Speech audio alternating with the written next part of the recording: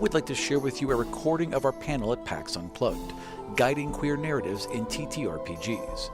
I was joined by cast members Niky and Arvey, as well as Tommy and Russ, and author and GM Diana. The panel was recorded in the Leviathan Theater by HSG Podcast at High Shelf Gaming. How did you leave out a glass door and enter the streets? We don't know. We walked. We got turned around. I got flustered, and I literally went outside. You know, a nice breath of fresh air for the anxiety. Yeah, exactly. To be fair, this is our first time here, so... if you want a recap on the panel, talk to me afterwards, and I'll give it that. I also think it might have been recorded. Okay, we've got 2 minutes. Also give him your Venmo. Yeah, if you want to Venmo me, that'd be great. Because listen, consultation ain't free. I can't believe how many of you there are. Like, yeah, this is amazing. Why did you come here? Don't you know we're all gay? So stressful. Question. How many cis hats are here? Please raise your hand. Thank you for being here. For the gays, your attendance was mandatory. And we will go over it at the next agenda meeting.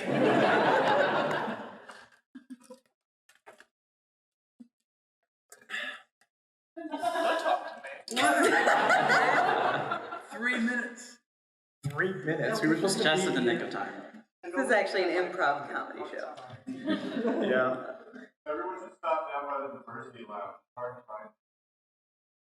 Yes, because it's behind a corner. It's literally back around a corner that you wouldn't expect. It's true. So when you walk in through the main entrance, go right or left, and there's a sign that says rooms and bathrooms. Head down that, it's like a U, and then there's an area that says diversity lounge, and that's where that is. And what is the room number? 124. Okay. Yes, please check out the diversity lounge. The diversity lounge? It's just gay. It's gay, and it's a place for people of color, and it's a place to get away from the expo hall, which is very white and straight, and to be able to kind of be with people who understand your space and will use your pronouns and won't give you weird looks for wearing lipsticks and a leather jacket and all pink. And there are several booths there. You can get these Geek nice Out, pronoun Top badges Gamers. A cosplayer there taught me the entire history of Wonder Woman. It was great. Also, you can get free pronoun pins and flags and stuff from several of the vendors there. And they have lots of good merch, like gay D20s. So, gay D20 pins, sorry. Very good merch. That's all I want. Yeah. Aram, you're not allowed to talk yet until the panel starts. You must sit inside. Is your mic on? Hello. Yes. Mic check, everybody. It's now 1:30. We got a thumbs up by lovely Andy. Thanks, Andy. Bye, Andy. We love you. Love you. Andy was our AV guy. He was very nice. All right. Well, welcome everyone to Guiding Queer Narratives in Tabletop Role-Playing Games.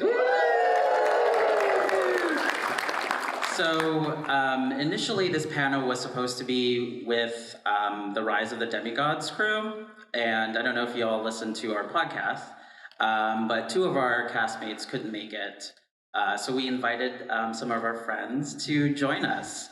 I was the backup. I mean, technically you're on Rise of the Demigods too. That's true. Yeah, that's true.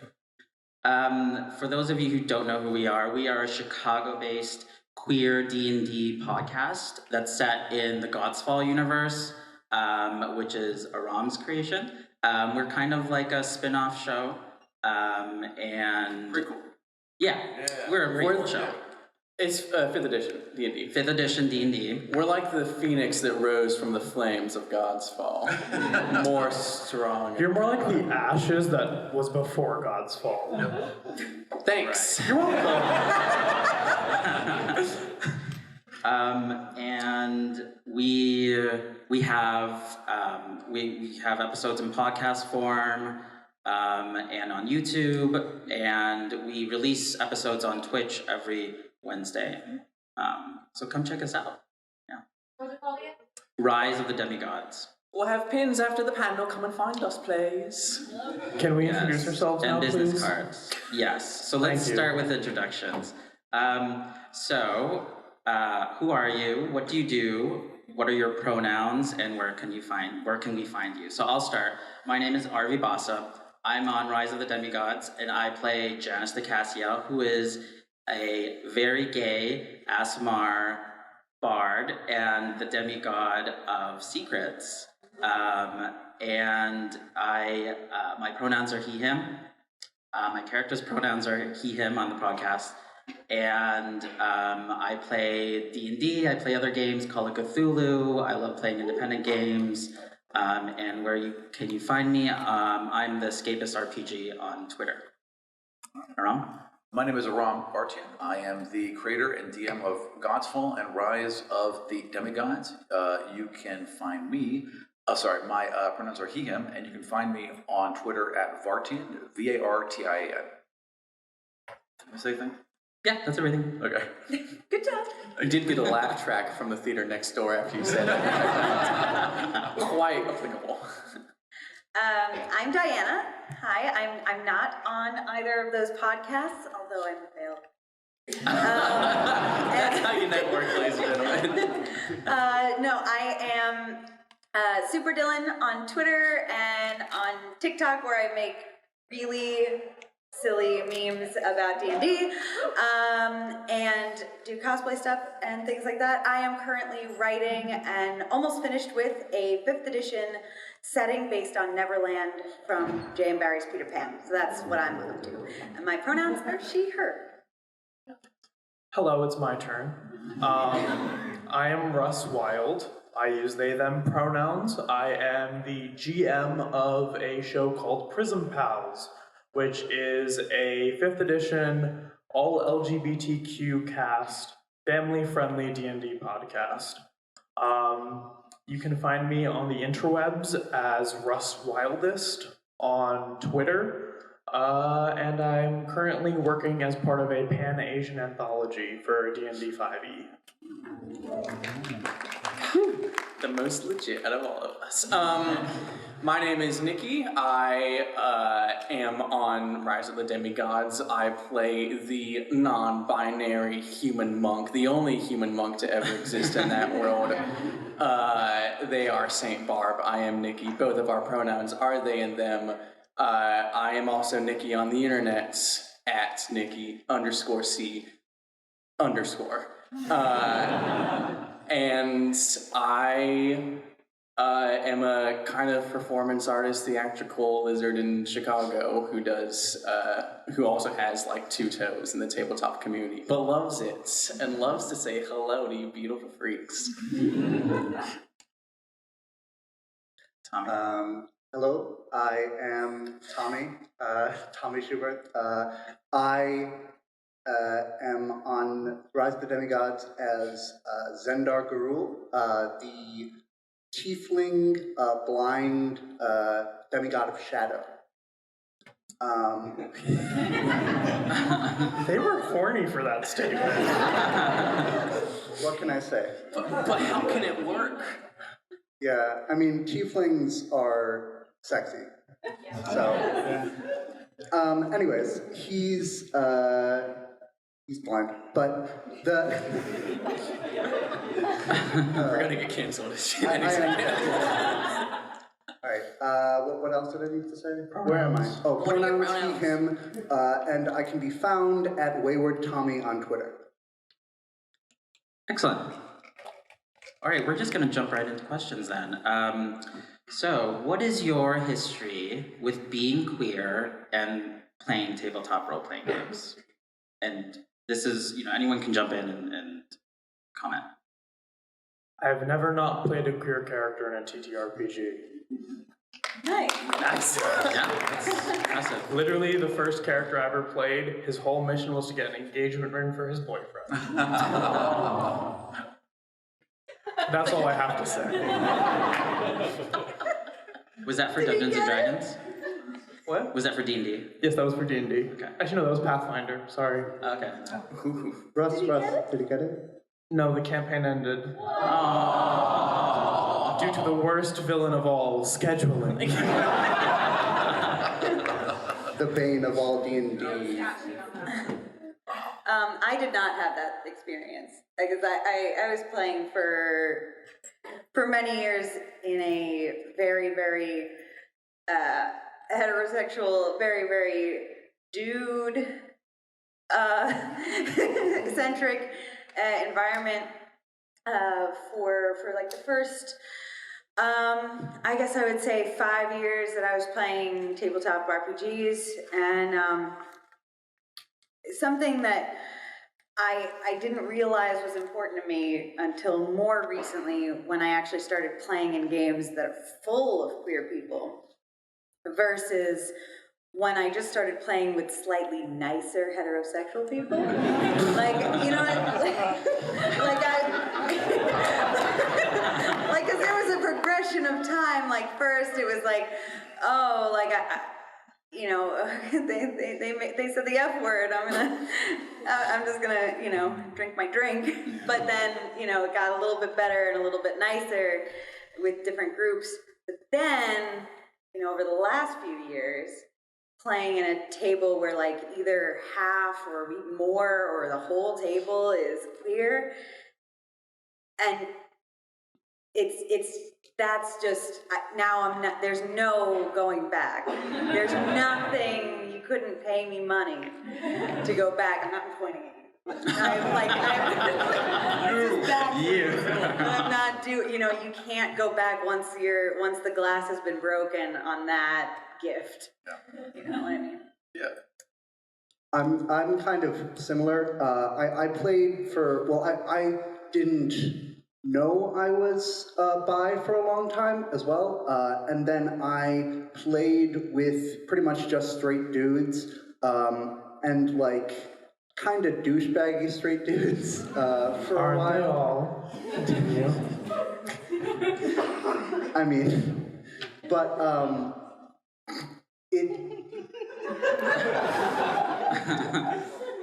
No, please continue. Basically, I played with straight dudes for a while, and I mostly played with just me and my one friend, because we couldn't find another group that was any decent at D&D or decent people.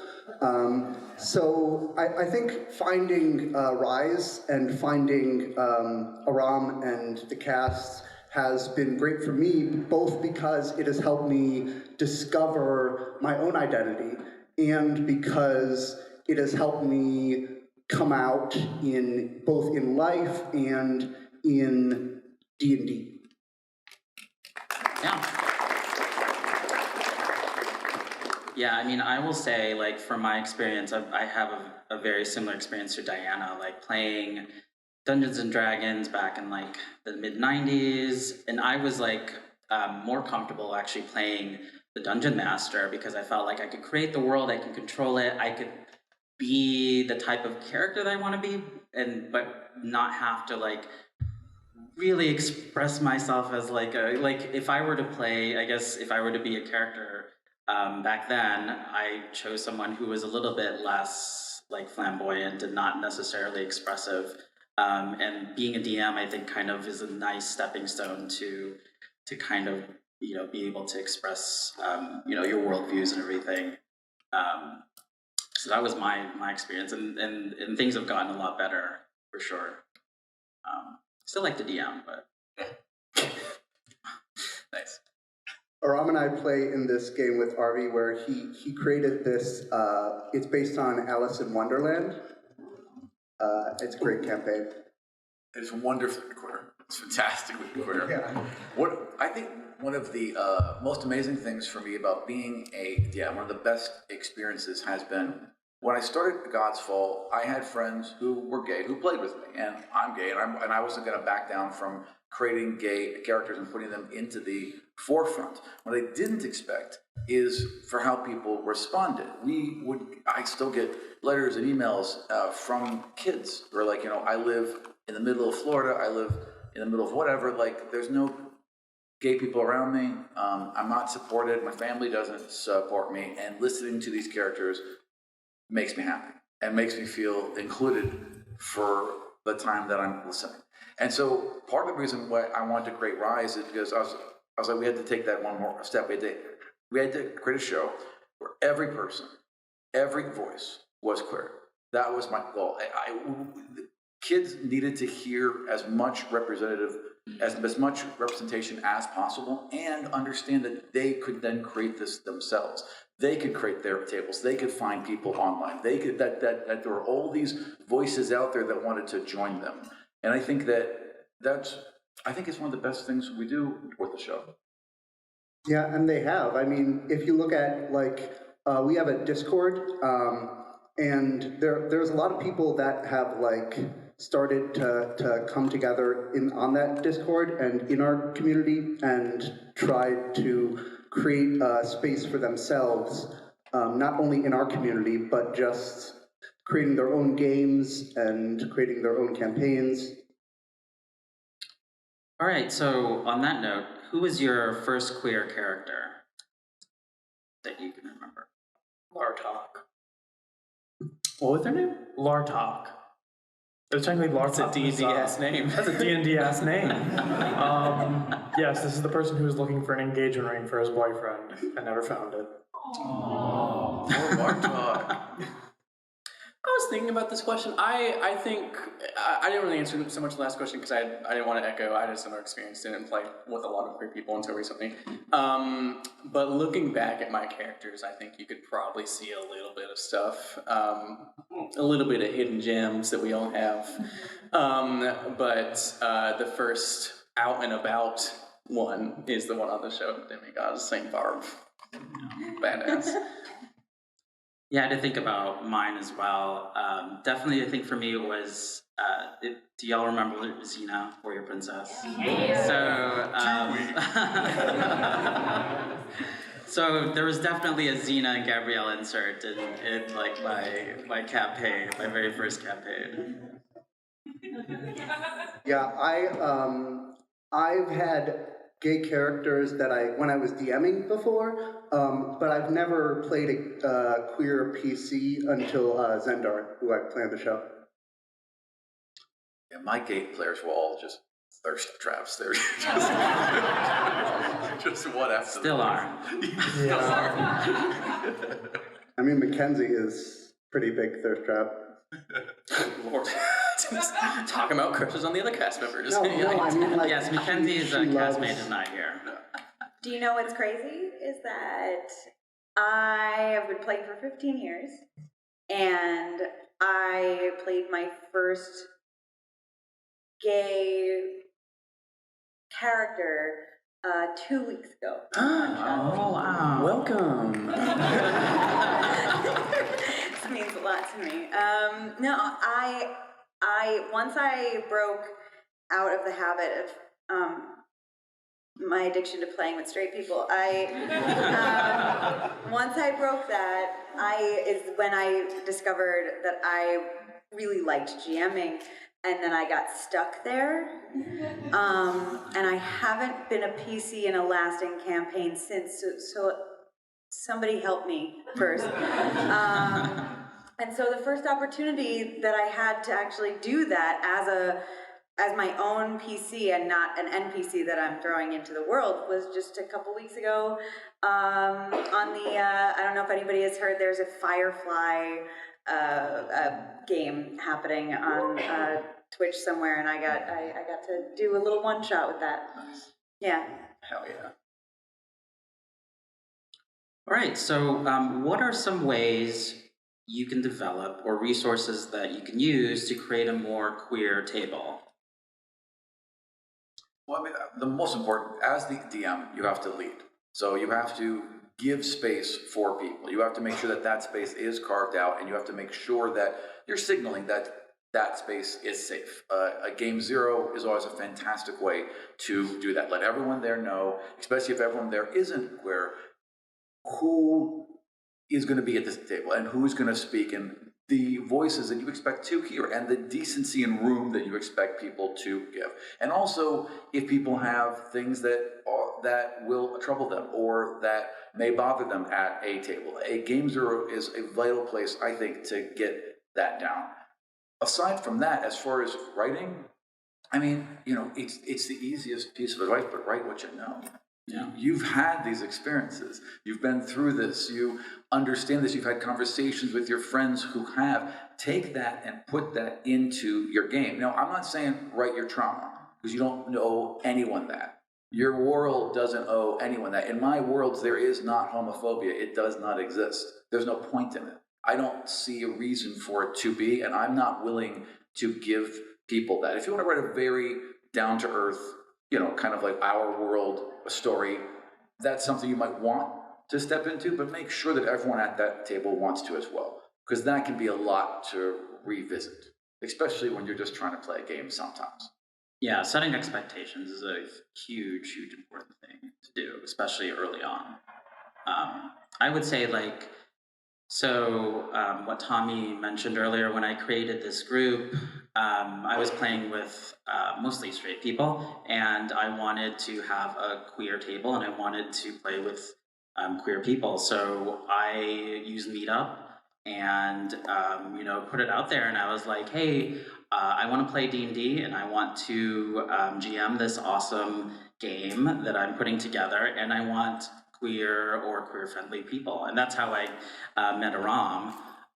But I think as a resource, that's kind of, we live in Chicago. I think it's probably pretty easy to kind of access people who have the same perspective or, want the same things, or, but, not all towns or cities are as diverse as Chicago. So, definitely if you want a table or experience that you feel like, you definitely deserve, haven't had, reach out there. People will answer, and you'll soon be playing a table with, queer people.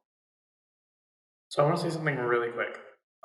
When we were talking about session zeros and stuff, who knows what a session zero is? Who doesn't know what a session zero is? Okay, a session zero is basically you sit down with your players, everyone, and you all discuss what you want from the game, lines and veils, and limits.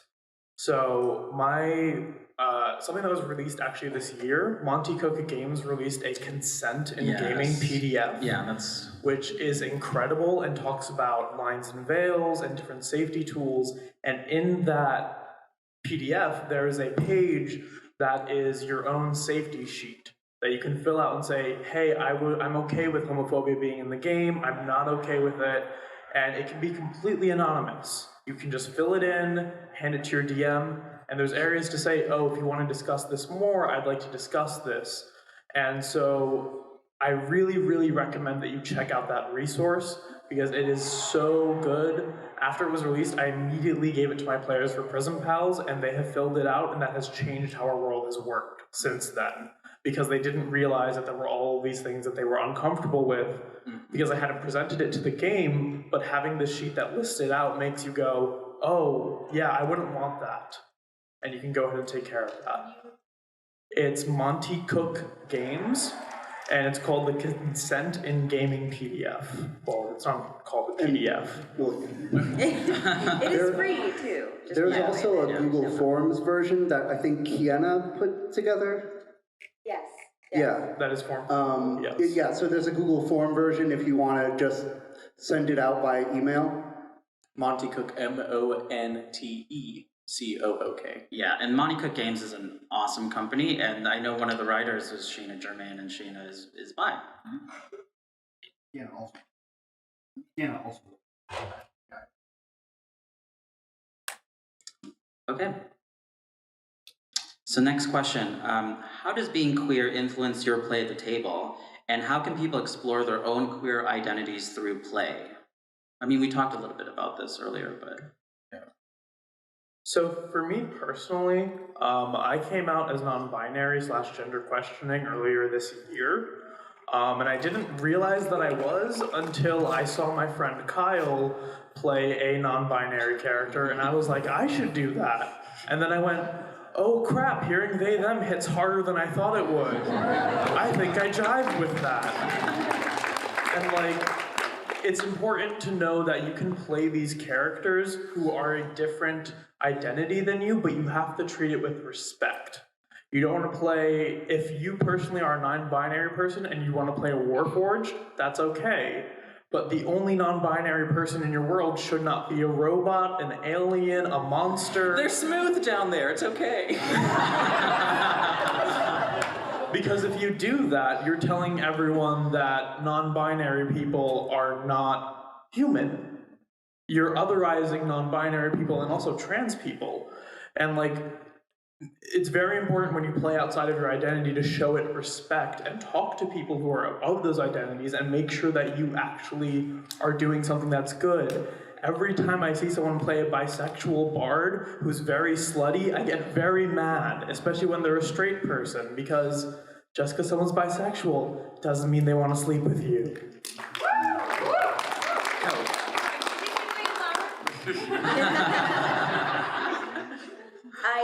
I just want to add to that. So the way that these games can be used to explore, other identities and to experiment with other identities is definitely a great experience. But to experiment and to play with your own identity, do we have any? I mean, I'm sure we have some bisexuals and maybe some gender fluid, gender non-conforming folks in the house here, as those things apply to me. When I'm playing these characters, there are always in my life, I feel like parts of my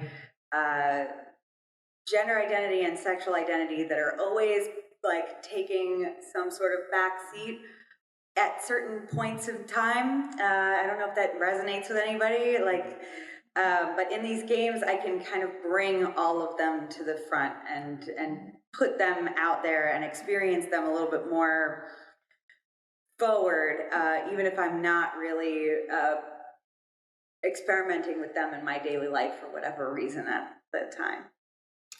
Yeah, I actually had a very similar experience to Russ in that when I first started playing Barb, it was kind of like a secret little test run I was doing, and what made it kick complete and total ass is that playing within a all queer table kind of removed any expectations that, whether or not were said in my previous games with friends, I still kind of felt like was there. Because my character wasn't the only one that was queer, and the idea of a non-binary character wasn't probably the first thing that my other friends were encountering. And so, if I ever took Barb into a game, in my past, my straight friends are very nice, personally. Bless their soul. But there would have been a moment, because we're all trying to figure out this wacky world, of them being like, oh, Niky's playing a character that uses they, them pronouns. Okay, well, your character finds a blue shirt in a pink shirt.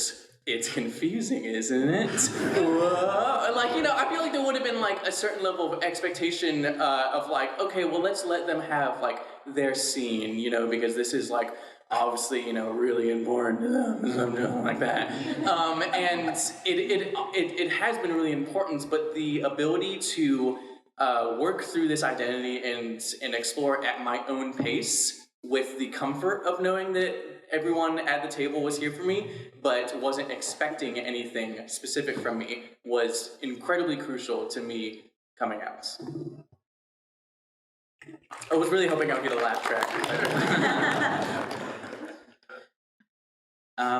And so what are the benefits of having an all-queer space? What I just said. All right, next question. Yeah. No, but the benefits of having, for a couple reasons, I think. One, all of us, we can generally, even though we were strangers coming together, I think there was an implied level of trust. Now, that's not always true, and you can't just trust anyone, but I think that we did feel more comfortable around each other, and I think we felt more comfortable telling each other what we wanted to do and these stories that we wanted to tell, and I think I think it allowed this group to bond in a way that maybe would have taken longer, had we not all been queer. Yeah, I think, and you listen to, like, you can hear it when we play. We have a really good chemistry, but I also think that we all kind of dial into, all the little in-jokes. Like, we can be ourselves and still play the character, but like we have a lot of fun and we let loose. And I think it's because we've created this safe space, Someone was saying to me that, it's an all queer group, so we're going to have, the queer inside jokes, and sometimes we're going to take some shots at ourselves. But what they said was it was so refreshing hearing those jokes from queer people said out of love, as opposed to being the butt of the joke and having the shot taken at us. And that's just, again, it's a unique thing you can't get unless it's an all queer space. And, when you are in a not all queer space and you do indulge in one of our in-jokes or our little jabs at ourselves or you say the word whatever. tea or wig and you begin to sweat. Well, no, then you look out and you hear yourself make the joke and then you look at that dude that is gonna say it again because now he thinks that he has the right to say it. You're just like, no, I take it back. I take it back. You're not allowed to say that. Everyone can laugh except you, Jeff. Yeah. Don't. Jeff, you're not a bottom. That's not what he said last night.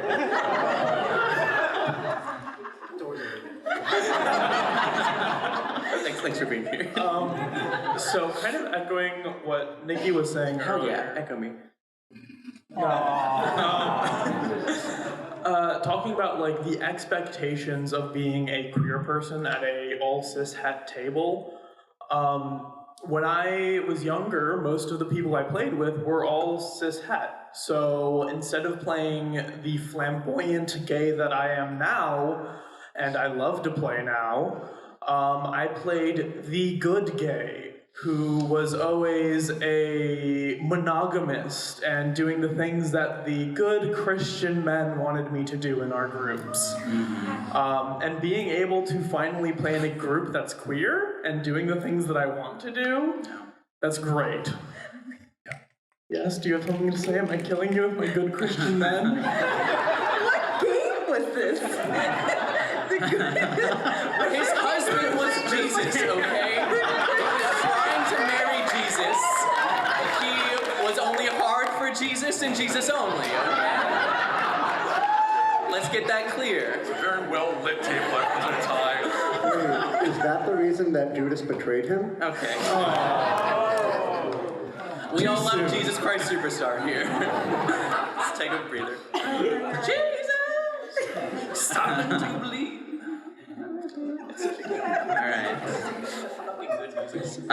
So what are some ways to guide queer narratives without it being the primary focus or explicitly about being queer that you could give for like your character or your game or your campaign or podcast? Whoa. All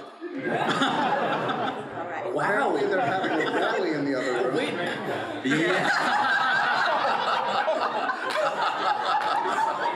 Okay, let's be thinking of a chant later that we can shout out. The chant is clearly Queen! Or yes! Hate it. Okay, I think this is where we really sink our teeth into the meat of this panel, ladies and gentlemen. One person has been bored for the last 30 minutes. And I see them right there. Yeah. No, I think this is where we really dig into the potatoes of like queer narrative. What does that mean? What doesn't that mean? Because we've talked about, Aram has mentioned the idea of there's no homophobia in Calgon, the world that Rise of the Demigods is in, and I love the name. But honestly, when I first started thinking about the panel, and I saw what we called the panel, I was like, do we have queer narratives in our game in which the inherent otherism of being queer that we experience does not exist in that world? And at first I was like, uh-oh, did we just school ourselves? But no, I don't think we did. Because what I think is really important to keep in mind is that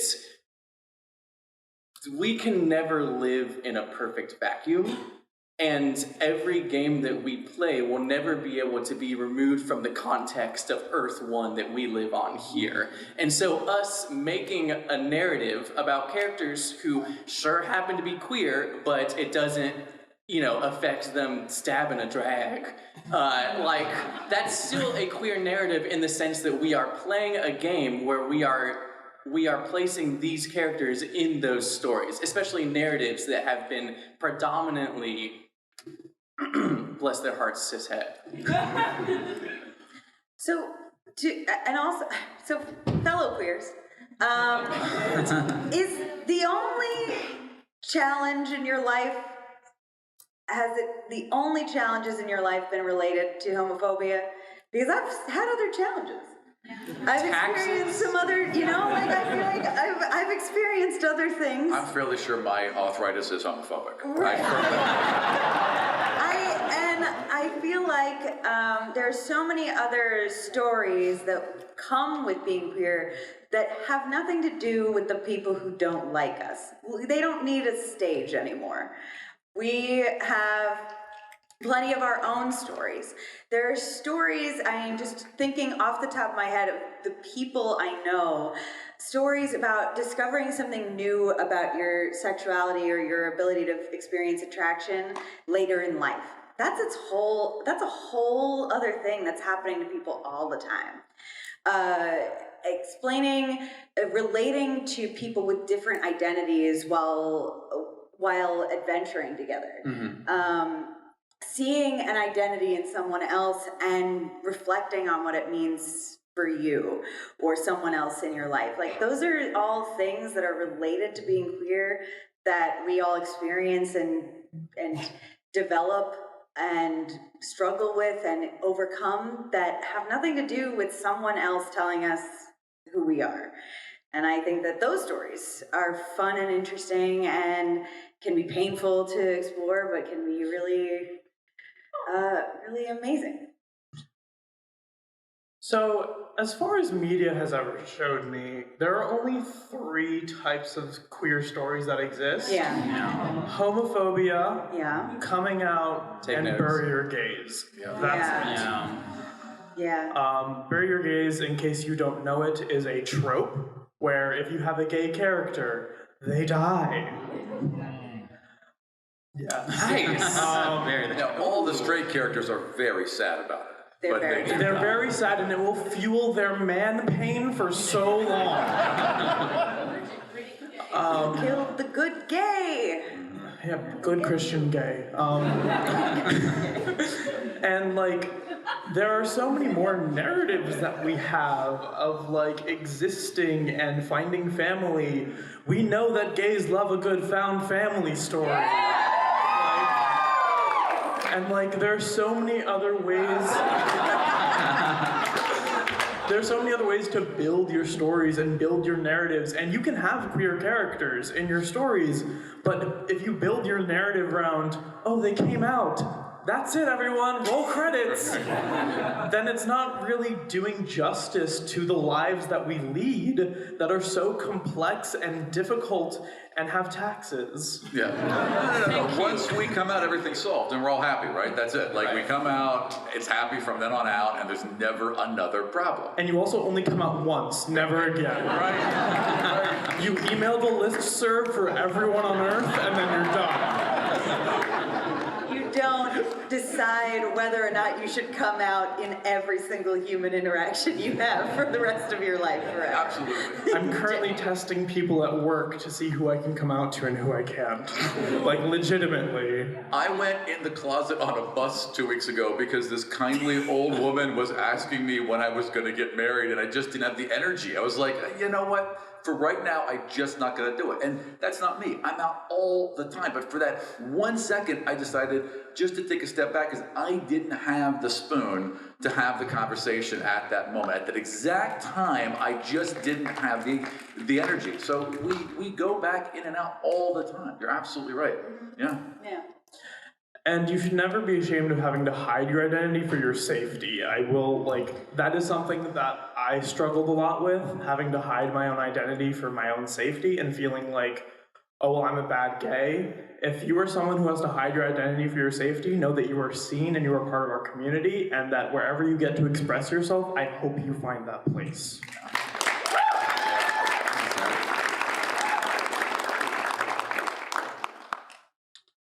All right, so what is some advice for allies that we can give to create a more diverse space and or include queer elements into their game? Shut it down. When somebody says something that is unwelcoming at your table, or at a nearby table, or in your gaming store, or in your Discord channel, or something, when you are a straight cis voice and you shut it down, it's heard more than when we shut it down. So if you shut it down, it's gonna stick. It's been consistently the best thing that's ever happened in any space I've been, is when somebody who is unaffected by the statement that just gutted me comes in and takes it off of my shoulders, takes away the responsibility from me to fight it off, especially not just as a queer person, but as a woman in gaming spaces. This is also a thing that you guys can do to protect the ladies that are in this space and the femme presenting people in this space who are also experiencing another layer of that from the community. If you smack it down, it stays down. And also, talking about other people who have it multiple layers, people of color. I have spent so much time trying to justify my place and my space as a queer person because of the fact that I'm a person of color, and because queerness in our society is very white. If you go to a pride parade, it's all white gay men. If you go to a club, it's all white gay men. And having, once again, femme and POC deal with so much more hatred, and trans folks also deal with so much more hatred. Like, having the people who are unaffected shut that down makes a difference, and it shows us, oh, you're someone we can trust. You can't just hand yourself an ally pin and be like, I did it, everyone. That's not how it works. Ally is a verb. You go out and you do actions you make the work done to give people the space. And that doesn't mean talking over us. That means giving our voices the chance to be uplifted and amplified. Yeah, and telling our stories, taking over our stories, is not support. It doesn't, there's this belief like, oh, I will give exposure to these stories. I will help share these stories and these narratives. Give room, but let us tell our own stories. That is incredibly vital. By taking a narrative away from us, I think it does almost as much damage as bigotry turned towards us, because it's in one more way where you're taking what is ours, especially since we spent so long building it. It's taken so long to get here, to then at the finish line snatch it away is I think one of the things that I hate the most about allied spaces sometimes. Not all of them, not everyone, but sometimes. Do not pull a Scarlett Johansson. I will find you and I will hunt you down. I think it is. I think it's important to point out there is a difference between telling our story and then interpreting that as like, okay, so then I guess I won't have any gay people in my game because I don't want to be. I feel like that's a common fear that allies will have of like they can't really see a thin line between appreciation and appropriation. I think a certain level of respectful normalization within your game, if you are telling yourself and even telling your players that, okay, yes, I'm not going to have homophobia in this game and it's going to be a safe space in the world and outside of the world, there are ways to show them without necessarily telling the story. And I think that's where you get into levels of normalization, where it is there, it is present, but the expectations for like a certain reaction or like a certain atmosphere aren't there. Like if you're telling me that the mayor has a husband, I think in your storytelling, using your creative writing noggin, you can mention in that way, he walks away with his husband in hands, and without being like, he walks away and he's holding the hand of a dude, and then look at me, right, and then look at me with like a wink and like and then I give you your "you did well" card. It's right, and yeah, I like it. And it like that's not telling the story, but it's having it there. But then the expectation isn't there. Is that level of normalization that is showing us the safe space, that is showing us the level of respect without taking it by the horns. Going off of what Niky just said, I think the most important part of being an ally who is creating content that has, people of color or women because you have to tell a story with those people in it if you're telling a story in our world, or even in a fantasy world, because you can't exclude them, right? So you have to be able to learn about the culture and be willing to learn about the culture of those people in order to represent them or to let them represent themselves, and to tell their stories without telling their stories, if that makes sense. One little thing I want to add, I said this on the previous panel.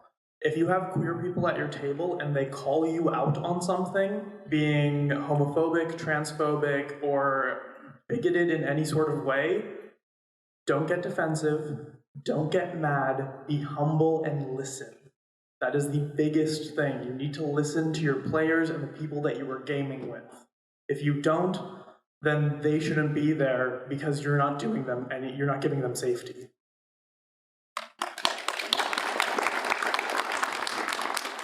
All right, we have one last question and then we can open it up to questions. And so this one can be a quick one. What sort of games and podcasts are out there that highlight good queer narratives, aside from the ones that we've talked about, obviously? Aside from Rise of the Demigods? .com? Stop plugging, please. I don't know. I'll start. Blue Rose, that's a system by Green Ronin. That's very queer focused, queer friendly. That's a good one to pick up. Anything else? I have a few podcasts that I listen to that are all queer. One is Queens of Adventure, a all drag queen game of D&D. There's also Queer Dungeoneers, which is an Australian Dungeon World game, all queer folks. And my brain is blanking for a second. Musafears. It is a decolonized Desi cast with it's D&D and it's all queer also. MUSAFIRS. I believe they're only on like episode 8 or so, but they've got a good show. I know because I guested on it. Also, I do think, as much of a hellscape as it is, Twitter is a very good resource to specifically listen to a lot of queer and POC TTRPG creators, where you can also find links to their PayPals and Venmos to help support them after you get the education that you would like. I also am creating a all queer podcast. It's called 4 Elements. It's got me on it, it's got Aram on it, it's got Arvey on it, and a few other people as well that are also queer. And so, yeah, I just wanted to plug that for a sec. We 3 didn't get the invite to that podcast. All right, Did you want to be in it? we have a little less than 15 minutes, so if we can get questions, you have a mic? Awesome, great. Yes. Some notes about questions. Your question had better be a question and not a statement with an up inflection. 2, I don't want the backstory of your entire childhood, just give me the question. Thank We also you. like you and love you. We like you and love you, but we want to get through as many questions as possible. Because there are a lot of people here who might have questions, so please line up on this side. Thank you. Does anyone have a good chant while we're lining up?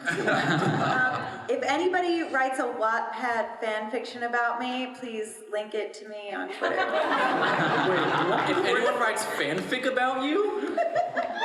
Yeah. It's just a dream of mine. I'm just putting it out there. Are you worried that there's all this fanfic out there that you haven't seen, that no one's linked to you? Yeah, maybe it's there. And they just haven't sent it to me because they're embarrassed. Diana and Harry Styles caress each other's faces. Okay. We have questions. She's pulling a scene in Leo. Hi. I wanted to say thank you for being here and taking the time to do this panel. Thank you so much. You touched on intersecting identities, and I kind of wanted to dive into that a little bit more. What would be some ways that you would recommend for ensuring that your game holds space for people with intersecting identities? So they don't just have to be queer to participate in this game. They don't just have to be a person of color or just a woman, for example. Make the invitations. If you're running the space, if you're in charge, you make the space. You give them that place. You go out and you find people of color, people who are queer. You find those intersections and you bring them into the game. And there was talked about yesterday on a panel about racism.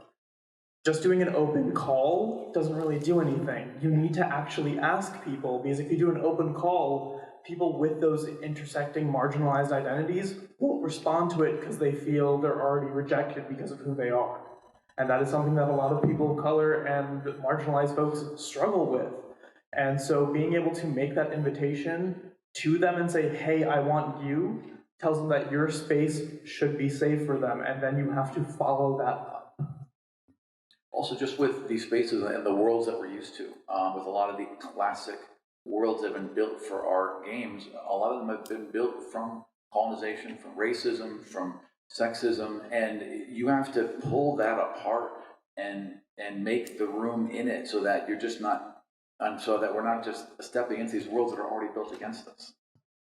Yeah, being clear of your intentions, especially with what Russ and Aram talked about, when people will have these preconceived notions of what every other, so basically think about what they've been used to seeing, and with regards of who will be playing and what they'll be playing. And I think if you make clear intentions about how that will be different, and not wait for them to ask for it, I think that'd be best. I'm going to set some expectations. I think for panelists, let's just have one person answer the question so we can get through all the questions. You mean when I suggested in the hallway and you said no? Are you silencing us? We have 12 minutes. Hi, Aram. Hey. First of all, thank you for naming your fictionalized bad person in the campaign as Jeff and then pointing right at me. That's not my question. So my question is, does an entire queer campaign ever risk heterophobia? It doesn't exist. Plain and simple, it does not exist. And if you come at me saying there's heterophobia in my game, that's an instant block. I do not care. I don't care if you're my mother. Block. I don't think in a world where we always have to make space for ourselves, the act of making space for ourselves can never be an attack. That's my viewpoint. Yeah. Thank you. Hi. So, my husband and I, my husband's more of a D&D'er than I am, but I'm just getting into it in the past couple of years, but my husband is bi. And I feel that oftentimes our friend group, our families are amazing, but I often feel like my mere presence at games and people knowing that I am his wife, often, and I have his permission to talk about this, I asked before I came up here. That's good. Consent. No! Yeah, I often feel like my presence at our games, even with our closest friends, or my presence in events like these, it sometimes erases his bi-ness or erases his queerness. And he's a fully functioning, capable person, but I just want to know things that I can do besides making sure that we hit up spots like this in our schedules and things like that. are there other things that I can do, especially with our family and friends, because it's not, we play games with our family and friends, we play D&D games with our family and friends, and I don't think they're doing it intentionally, but I often feel like that can often erase, my mere presence just erases that part of it. Absolutely. No, I'm sorry. One super hot take I have, I'm just going to throw on the fire, is that I do think that in Earth 1, our world, and also the worlds that come from it, of many standard fantasy worlds that we've been playing in, still we encounter forms of beauty and sexualization mostly on women and femme people. And I think if in your space you can diversify that definition of beauty and have that again be present for anybody to see, that is giving a gift, that is giving an opportunity for your husband to show or play his bisexuality in any way he wants, by showing that the biphobia that like that, I think a lot of it is from like the beauty, the sexuality of a lot of stuff is still very much men peering at women. And I think, as much as we are like, how can dragons have that? They do. And so I think if you make the efforts of focusing on that and diversifying that and making it a welcoming space for him, I think that would greatly help.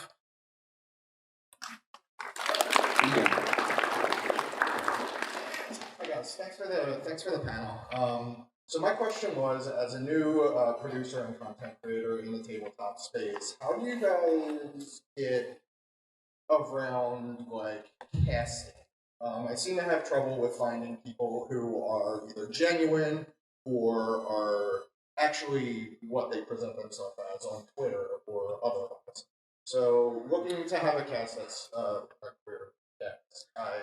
Are you saying you have people like undercovering as gay? Not so much that, it's that they're in. Oh my. But, no, it's okay. When I'm doing any like recruiting, there will be people who like how they were using Google Forms, where then people will just select all and just submit the forms, and then when I get to like any form of vetting, in quotes, it was what you do. They lied, or they didn't get to the point, or they didn't read the part where it's like, hey, look, I'm looking for this particular type of inclusion in my game. If you get that where someone just submits it without reading it, you take that and you throw it in the trash and never talk to that person again. I will say also avoid using multiple choice selections for those forms. Always choose short answers. One, it gives people who are genuine more space to actually tell you about themselves, especially with regard to identity. Not all of us have an identity that fits, neatly in a box. So having that space gives us a little more space to say something, but also weeds out people who are trolling you and are just going to click buttons to get through the form faster. Okay, we have 5 minutes, so quick questions and quick answers. I'm so sorry because I have two. First question is, what are all of your pronouns? He, him. He, him. She, her. They, them. Diversity Lounge. We got here so late. Okay. Thank you all. My actual question is, I am the token queer person in my mostly straight group. Love it. How can I? It's okay. I'm token queer and token brown. And I'm so proud of you. Thank you. We've been whispering the whole time about how much we love you. Thank you. Love me. I'm not doing a good job making it short. What can I do to, without being an aggressive queer person, what can I do to queerify the space for my friends who I believe are in the closet, could use a little more inclusivity, whatever it is I believe they could benefit from, what are ways I can smooth that in? Be the aggressive queer person. Be that.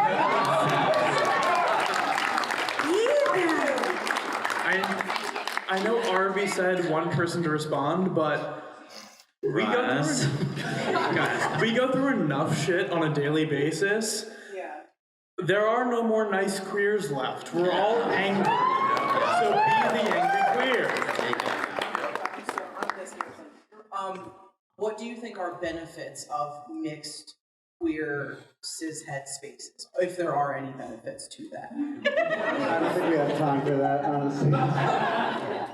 It's free education for that. We can talk outside the panel if you're Yeah, able to talk about that, because I got a list. Yeah. As a fairly newly out queer person and very new D&D player, I play with an all-queer group with a fantastic DM who includes gay and trans narratives. I struggle with role-playing. It's my first time doing a role-playing game. So do you have any suggestions for how to kind of include my queerness in role-playing when it's already hard to keep things straight? I see you. I think, again, and this is coming from my experience, going at your own pace is just as important and just as queer. I think breaking down that expectation of what you need to be is something that you might be already dealing with, and going at your own pace, and this is just an option to try, might be more of a breath of fresh air than you might think it. And I'd love to hear that. I feel like your group would support that. Yeah, how amazing! Like you've got an all queer group and you've got a great GM, and I think it'll come naturally. Also, talk to your GM. Say that you want this to happen, and most likely, if they're really good, they'll give you those chances. I love you. That was Got 2 minutes. I just want to say thank you for doing this amazing panel. And I don't want to throw my GM under the bus because it's not him, it's someone else I know. Sorry about this question. But I play in a group at home that is mostly a queer space, except for one person is not queer. Bless their heart. And this situation was brought up to me like literally a few days ago that he's not being respectful of the pronouns of most people in the group, and I'm planning on playing with them, and as someone who uses they them pronouns, I'm like, ooh, and I know that he doesn't use them. So how would I go about being not, you know what I mean? Do you know what the most effective way, people like that who misgender people or do those little microaggressions are used to getting away with them and never having them get attention brought to them. If that person misgenders you, or calls you something insensitive, you stop what you are doing and you say, why did you do that? That will he will think about that before he goes to bed for many nights. And that will leave a lasting impact. I don't think it will change him into a miraculously good person, but it may change his behavior, which at the very least makes other people in that setting feel a little safer. Throw him in the trash. Last question. Yeah, I will. Okay. I can come after the show. Yeah. Cool. Okay. Also, make your DM give you inspiration every single time it happens. We're going to do a quick round of where to find us. At Russ Wildest on Twitter. At Niky _C_. At Wayward Tommy. Super Dylan. At Guardian. At the Escapist RPG. And come up and we have a few buttons and some business cards as well if you want. And come up and do it with us. Thank you for coming.